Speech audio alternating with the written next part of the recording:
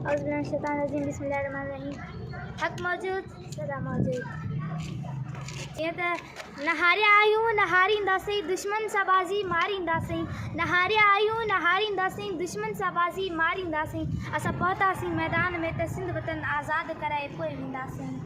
असां सिंध जा सिंधी आहियूं न सहंदासीं धारी क़ौम खे सिंध में बिना कंहिं हथियार जे विढ़ंदासीं ऐं विड़ी बधारियुनि खे सिंध मां कढंदासीं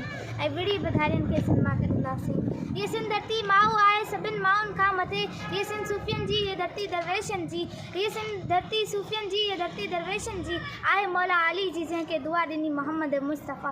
अॼु वली बि हिते पीर बि हिते अॼु वली बि हिते पीर बि हिते मुर्शिद भिटाए जहिड़ा लाल बि हिते आहे हर इबादत हिते हिते अॼु मुंहिंजा सिंधी भाइरो अॼु मां तव्हांजी नंढड़ी न्याणी तव्हांखे इहो अर्ज़ु थी कयां त अदा सिंध जी सकाफ़त सिर्फ़ु अजरक पाइण टोपी पाइण पटको बदन न आहे बल्कि सभ खां वधीक असांखे ॾिसणु पवंदो त असांजी तालीम बिल्कुलु तबाह आहे ऐं तालीम असांजी क़ौमी सकाफ़त आहे जंहिं करे इहा सिंधी क़ौम बिल्कुलु महरूम आहे।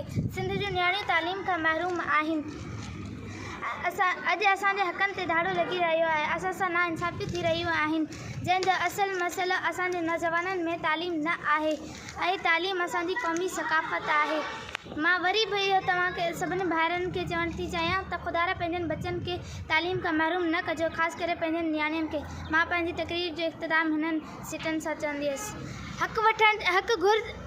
हक़ चवण ते फाही या हक़ घुर त क़यामत आहे। हक़ चवण ते फाही या हक़ घुर त क़यामत आहे। अफ़सोस अमर सिंध जी कंहिं कई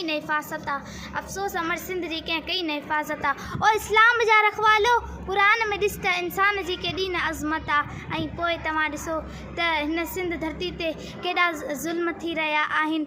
हिन सिंध धरती ते रोज़ानो केतिरा बेगुनाह सिंधी मज़लूम साड़िया ऐं मारिया वञनि था। छा इस्लाम तव्हांखे इहा इजाज़त ॾिए थो? जीअं सिंध जीअं मुंहिंजी आवाम।